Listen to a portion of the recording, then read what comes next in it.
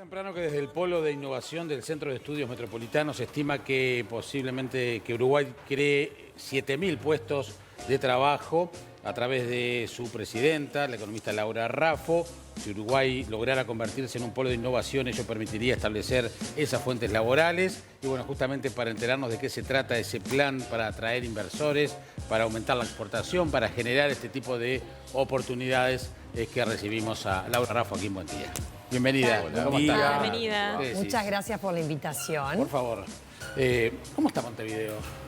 ¿Cómo la ves? Y Montevideo la veo con oportunidades de convertirse, junto con la zona metropolitana, en este polo que tú mencionabas. Ya hay que pensar Montevideo como junto Yo con los creo que departamentos. sí, vos sabés que sí. No sé si la gente está metida todavía esa idea. Pero es como vivimos. La zona metropolitana que abarca San José, Montevideo, Canelones es una zona donde viven prácticamente 2 millones de personas y donde los servicios de salud, de trabajo y los centros de estudio se comparten y donde la gente se traslada permanentemente de un lugar al otro. Entonces tenemos que razonarlo en esos términos porque es como lo están viviendo los uruguayos. Me parece importante razonarlo así. Creo que desde el transporte hace muchos años ya fueron los primeros que manejaron esa idea, ¿no? Porque en definitiva, cuando son las ciudades de un dormitorio, claro, ¿no? Ya sea la Costa de Oro o ya sea la Ciudad del Plata, es lo que sucede, ¿no? Es que no tenemos una ciudad compacta. Nosotros lo que tenemos es una mancha urbana muy expandida.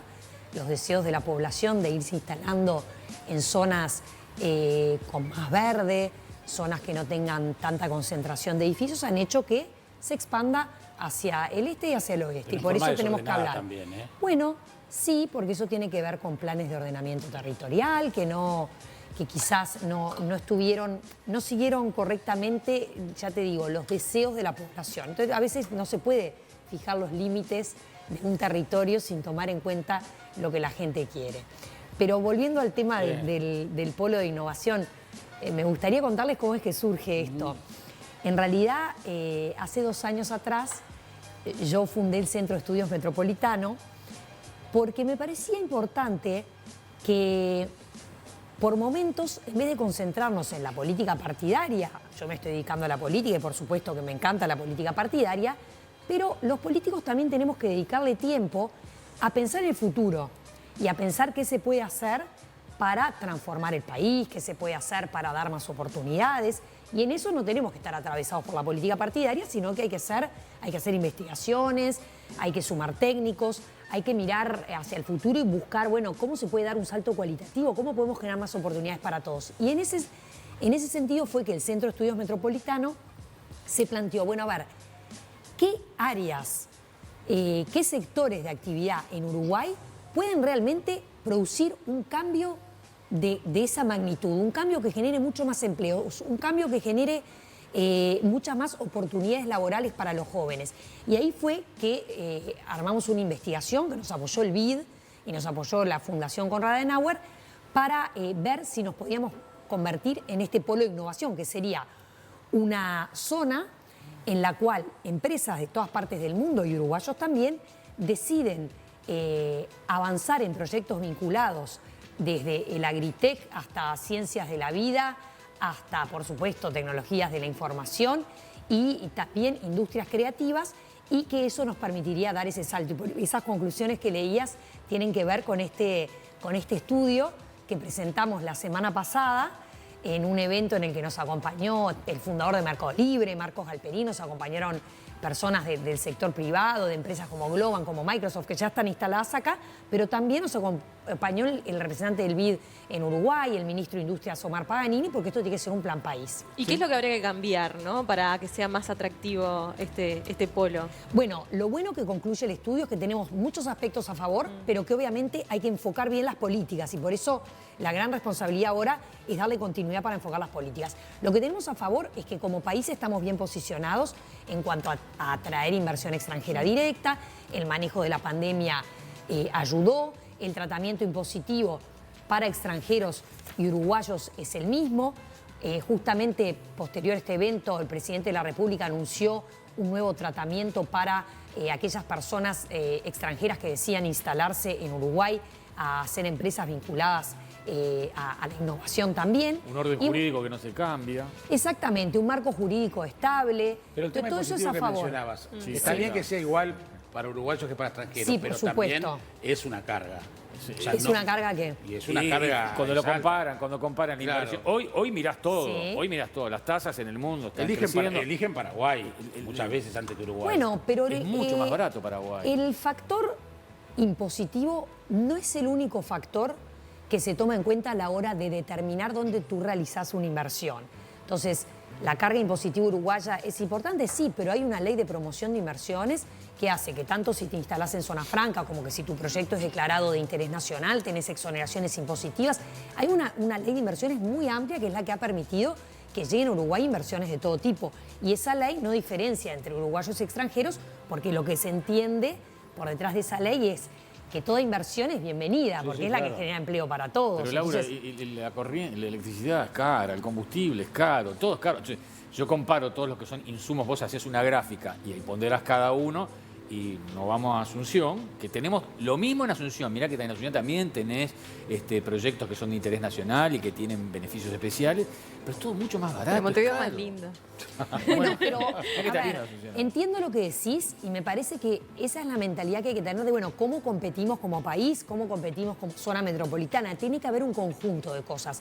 En la investigación que hicimos se llega a la conclusión que además del factor impositivo, pesa el marco jurídico, la estabilidad macroeconómica, la capacidad de contratar talento, la población uruguaya, y ahí hay un doble factor, y volviendo a tu pregunta de cuáles son las debilidades. En Uruguay está muy distinguido por poder contratar gente con talento y formada, pero las empresas empezaron a decir que le falta volumen de gente. Cuando llega una empresa como Globant, como Mercado Libre, y de pronto dice, yo voy a tener 1.500 empleados en Uruguay y necesito gente formada en tecnología, ¿con qué se topaban? Que no hay. Tenemos una realidad muy difícil. Hay, por un lado, desempleo cero en el Negativo, sector. desempleo negativo, porque falta no consiguen gente. Y por otro lado, vos vas a un barrio, vas a Piedras Blancas y tenés que los chiquilinos están terminando el liceo. Entonces, esa brecha de desigualdad es la que nos tiene que preocupar. Es decir, cómo por un lado podemos como país tener todas estas oportunidades y por otro lado hay chiquilines que no terminan el liceo y no pueden aprovechar esas Cuando oportunidades. tenés una oferta educativa que también les va a permitir acceder. Exacto. Entonces, en eso hay que concentrarnos. Se vio como una debilidad y es un tema muy importante. A mí es el que más me desvela, porque yo creo que cuando nosotros hablamos de cómo podemos dar este salto cualitativo, no sirve dar un salto cualitativo en innovación y en generación de puestos de trabajo si eso no iguala oportunidades y si no da la chance de precisamente a la población de contexto más vulnerable poder insertarse laboralmente en algo que le cambie la vida. Entonces, ahí tenemos que ser muy enfáticos en cómo la transformación educativa y cómo las oportunidades laborales le llegan a todos. Yo voy a hacer una serie de reuniones, después que presentamos esto, la semana que viene me reúno con el ministro de Trabajo, me voy a reunir de nuevo con el ministro de Industria, que ya estuvo en el evento, me voy a juntar con el Ministerio de Economía, porque todos estos elementos que encontramos en la investigación tienen que tomarse en cuenta para hacer políticas públicas que estén totalmente orientadas a que estas oportunidades realmente se Y aprovechen. esas políticas públicas pasan por lo nacional, por el Estado uruguayo. ¿Y qué valor tienen las políticas de los gobiernos locales? Porque también hemos visto, históricamente, por lo menos en los últimos años, en las últimas décadas, que los propios intendentes de cualquier departamento salen ellos a buscar inversiones. Ahí van una delegación que a Italia, que a Francia, que a Argentina, al interior argentino, buscando sus propias inversiones. Es decir, da la sensación que por momentos hay un desarrollo local muy fuerte, liderado por los intendentes, y por otro lado están las políticas públicas nacionales. Es muy interesante lo que decís, porque por supuesto que nosotros necesitamos un marco que es nacional, esto de Uruguay, país atractor de inversión extranjera, Uruguay, país verde, Uruguay, país de talentos, pero luego necesitas desarrollo local. Por ejemplo, en Colombia, que están muy fuertes en lo que es atracción de polos de innovación, compiten ciudades como Cali, como Bogotá, como Medellín, y cada una se muestra como el lugar ideal para instalar empresas. Es decir, que aquí en Uruguay, en esto se ha metido Colonia, se ha metido Maldonado, se ha metido Montevideo, tendríamos que tener, por supuesto, una oferta de las ciudades, porque ¿qué sucede? Cuando tú querés generar una industria innovadora y vos querés capturar talento del exterior, la calidad de vida es algo que toman en cuenta muchísimo quienes se instalan aquí. En el evento que tuvimos en la conversación con Marcos Galperín, el fundador de Mercado Libre, que por segunda vez está instalado a vivir en Uruguay, y los fundadores de otras mega empresas latinoamericanas que primero cotizaron en bolsa, primero fueron unicornios y ahora son empresas que valen, que tienen una capitalización de mercado equivale al 70% del PIB de Uruguay, o sea, son empresas muy fuertes. Ellos eligen Uruguay por su calidad de vida, algunos se instalan en Montevideo y otros te dicen que la oferta de calidad de vida para un segmento, una cosa es los fundadores de esas empresas que ya vienen con un nivel y un poder adquisitivo y se instalan más, ya están en una etapa de la vida con niños y después pensando en retirarse, pero hay todo otro segmento de edad de talentos de entre 25 y 40 años que buscan ciudades con gran oferta gastronómica, de entretenimientos, deportiva, ciudades con vida, renovadas, y ese es el tipo de oferta que tienen que ponerse arriba de la mesa si Montevideo quiere convertirse en polo de atracción. Esa está buena. Sí, ahí tenés una diferencia con Asunción. Y bueno, exacto. Bueno, pero en Asunción vos viste que hay mucha población joven y hay, sí, pero hay movida. Pero bueno, pero exacto. Entonces nosotros tenemos como ciudad, ¿qué tenemos para ofrecer? ¿Qué tiene para ofrecer Colonia? ¿Qué tiene para ofrecer Maldonado? Es muy importante lo que hagan los intendentes y las autoridades departamentales para, dado ese marco país que es tan importante y que por eso yo voy a hacer estas reuniones, también las ciudades pongan su oferta arriba de la mesa. ¿Cuántos puestos de trabajo se generarían si esto se consolidara de alguna manera? Bueno, el estudio que hicimos, que yo soy muy numérica, porque yo decía, bueno, esto es el potencial de crear este polo de innovación es muy grande, pero precisamente yo decía, por favor, calculemos cuál es la oportunidad en puestos de trabajo. Hicimos un estudio en base a aproximaciones que hace el BID para otros países, se generarían 7.000 puestos de trabajo de alta calidad, de alta calificación, con después un derrame en el resto de la economía. Y se incrementarían las exportaciones en 675 millones de dólares. Esto es muchísimo. Esto lo que nos deja a los políticos es con un compromiso, ¿no? Con un deber de, bueno, si esto puede suceder, hagámoslo realidad.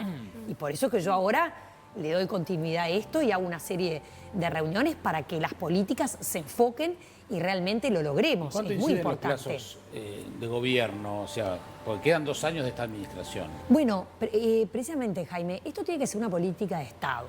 Acá no podemos mirar esto pensando en los partidos políticos o en el gobierno de turno. Lo tenemos que mirar hacia el futuro. Tenemos que estar todos de acuerdo de que es bueno que en Uruguay esto suceda, que es una manera de dar este salto cualitativo que nos lleve a otro nivel de desarrollo. Por lo tanto, este gobierno ya está haciendo cosas. El Ministerio de Industria anunció un hub de innovación, cosas que se van a hacer en el LATU para atracción de inversiones. Ya logramos que se instalara Google, que se instale Microsoft, que esté Meta, que son los de Facebook. Eso es el comienzo, pero esto hay que mirarlo a más largo plazo. Los siguientes gobiernos también van a tener que hacer políticas y tenemos que pensarlo como una política de Estado. Y a nivel de mapa, perdón, más allá de las zonas francas que recién mencionabas, Montevideo, en área metropolitana, Colonia, ¿se puede mapear otros lugares, otros puntos de interés donde se puede llegar a desarrollar esto o nos quedamos en las zonas francas? Bueno, no tiene que ser únicamente en zonas francas porque precisamente estas grandes compañías que se han instalado en Uruguay tienen una base en zona franca para los servicios que generan para el exterior, pero tienen otra base local. Es decir, no necesariamente es únicamente inversiones en zonas francas. Estas compañías, vos tenés un Mercado Libre que tiene una parte de operación en zona franca y otra que no. Entonces siempre derrama toda la economía.